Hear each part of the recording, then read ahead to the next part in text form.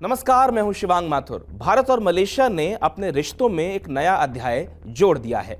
कोलालंपुर में प्रधानमंत्री नरेंद्र मोदी और मलेशिया के प्रधानमंत्री अनवर इब्राहिम के बीच हुई शिखर वार्ता ने यह साफ कर दिया कि दोनों देश अब केवल दोस्त नहीं बल्कि रणनीतिक साझेदार के तौर पर आगे बढ़ रहे हैं। 2 दिवसीय मलेशिया दौरे पर गए प्रधानमंत्री मोदी की यह यात्रा सुरक्षा, सेमीकंडक्टर, आतंकवाद विरोधी और वैश्विक कूटनीति के लिहाज से बेहद अहम मानी जा रही है। सीमा पर आतंकवाद को लेकर भी एक कड़ा और स्पष्ट संदेश इस मुलाकात के बाद दिया गया है। सबसे बड़ा सवाल यही है, क्या भारत ने मलेशिया को रणनीतिक रूप से साथ में ले लिया है? आतंकवाद पर भारत मलेशिया की साझा लाइन एक है।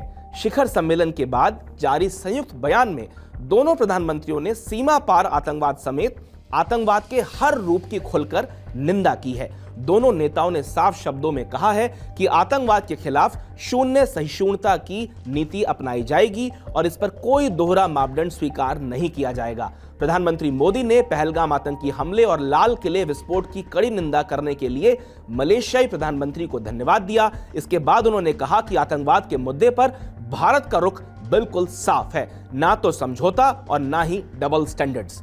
संयुक्त बयान में आतंकवाद की फंडिंग रोकने और अंतर्राष्ट्रीय स्तर पर समन्वित कार्रवाई की जरूरत पर भी जोर दिया गया है। तो कुल मिला के स्टैंड के ऊपर भारत और मलेशिया एक हैं।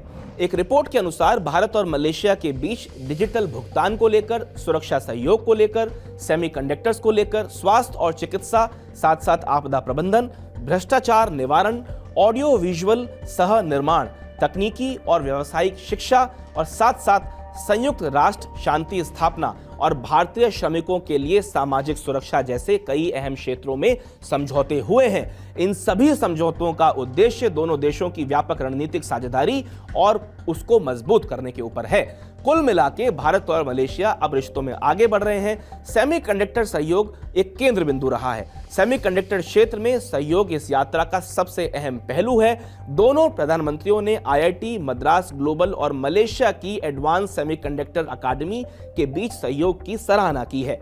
इसके साथ ही आपको बता दें कि Indian electronics and semiconductor association और मलेशिया सेमीकंडक्टर इंडस्ट्री एसोसिएशन के बीच चल रही साझेदारी को भी आगे बढ़ाने पर सहमति बन चुकी है दोनों सरकारों के बीच। भारत चाहता है कि मलेशिया, जो पहले से ही एक बड़ा चिप मैन्युफैक्चरर हब है, भारत के सेमीकंडक्टर मिशन में अब निवेश करना शुरू करे। रक्षा सहयोग और SU30 फोरम, इसके ऊपर अब बात कर लेते हैं। दोनों देशों ने रक्षा साझेदारी को लेकर भी गंभीर चर्चाएं की। इसमें रक्षा उद्योग सहयोग, मलेशिया भारत रक्षा सहयोग समिति और सामरिक मामलों के कार्य समूह शामिल हैं। इसके अलावा SU30 फोरम की स्थापना के लिए संदर्भ की शर्तों पर भी सहमति बन चुकी है, जो दोनों देशों के बीच सैन्य सहयोग को नई दिशा देने वाला है। ब्रिक्स को लेकर भी इस पूरी मुलाकातों में संकेत मिले। मलेशिया ने भारत की 2026 ब्रिक्स अध्यक्षता का स्वागत किया। वहीं भारत ने ब्रिक्स भागीदार देश के रूप में मलेशिया की भूमिका का समर्थन किया है। भारत ने ब्रिक्स का सदस्य बनने की मलेशिया की आकांक्षाओं को भी स्वीकार किया है। दोनों नेताओं ने इसे अधिक संतुलित और प्रतिनिधि वैश्विक व्यवस्था की दिशा में एक रणनीतिक कदम बताया है। पाकिस्तान के ऊपर अब बात कर लेते हैं। पाकिस्तान का एंगल बहुत जरूरी है। इसी बीच एक और अहम घटनाक्रम सामने आया। जब प्रधानमंत्री मोदी मलेशिया में थे, उसी समय पाकिस्तान की नौसेना के प्रमुख एडमिरल नाविद अशरफ भी मलेशिया दौरे पर थे। उन्होंने रॉयल मलेशियाई नौसेना के नेतृत्व से मुलाकात की और समुद्री सुरक्षा व रक्षा सहयोग पर चर्चाएं की। पाकिस्तान ने इस दौरे को दोनों देशों की नौसैनिक साझेदारी को मजबूत करने वाला बताया।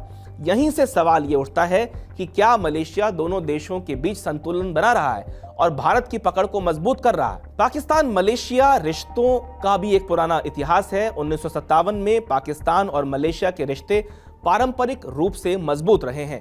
मलेशिया कई बार कश्मीर मुद्दे पर पाकिस्तान का समर्थन करता रहा है। पूर्व मलेशियाई प्रधानमंत्री महातीर मोहम्मद ने संयुक्त राष्ट्र महासभा में कश्मीर पर भारत के खिलाफ बयान दिए थे। नागरिकता संशोधन अधिनियम यानी CAA को लेकर भी उन्होंने भारत की आलोचना की थी। इन बयानों पर भारत के विदेश मंत्रालय ने सख्त प्रतिक्रिया दी थी। भारत के लिए मलेशिया बहुत जरूरी है और वो क्यों जरूरी है, इसको समझ लेते हैं। मलेशिया असल में आसियान देशों में भारत का एक प्रमुख साझेदार है। भारत अपनी बड़ी मात्रा में पाम ऑयल मलेशिया से आयात करता आया है अब तक। और इसके अलावा अगर हम बात करें तो इलेक्ट्रॉनिक चिप्स हो, LPG हो या फिर कच्चा तेल भी मलेशिया से ही अब तक आता रहा है भारत के अंदर। ऐसे में भारत मलेशिया को रिफाइंड पेट्रोलियम उत्पाद, दवाइयां, एल्यूमिनियम, चीनी और मांस का निर्यात करता रहा है। भारत को इस साझेदारी से खाद्य सुरक्षा और ऊर्जा सुरक्षा दोनों में बड़ा फायदा मिलने की उम्मीद है। मलेशिया की आबादी का करीब 7-8% हिस्सा भारतीय मूल के लोगों का है, जिनकी संख्या लगभग 27 से 28 लाख के बीच है। तो कुल मिलाकर इस पूरी कहानी का निष्कर्ष ये है कि भारत और मलेशिया, प्रधानमंत्री मोदी की ये मलेशिया की यात्रा केवल कूटनीतिक शिष्टाचार नहीं, बल्कि एक ऐसी सोची समझी रणनीतिक पहल है जिसमें दोनों देशों को फायदा होगा। आतंकवाद पर साझा संदेश, सेमीकंडक्टर और रक्षा सहयोग की बातें हुई, ब्रिक्स जैसे मंचों पर तालमेल को बिठाने की बात हुई। यह संकेत देता है कि भारत मलेशिया के साथ रिश्तों को एक नई ऊंचाई पर ले जाना चाहता है। और अब देखने वाली बात यह भी होगी आने वाले दिनों में कि क्या ये साझेदारी जमीन पर भी उतनी ही मजबूत साबित होती है जितनी मजबूत इसकी रणनीति दिखाई देती है। आपको हमारी ये रिपोर्ट कैसी लगी, हमें कमेंट बॉक्स में लिख के जरूर बताएं। देश और दुनिया की ताजा तरीन खबरों के लिए आप बने रहें TV9 भारतवर्ष के साथ। नमस्कार।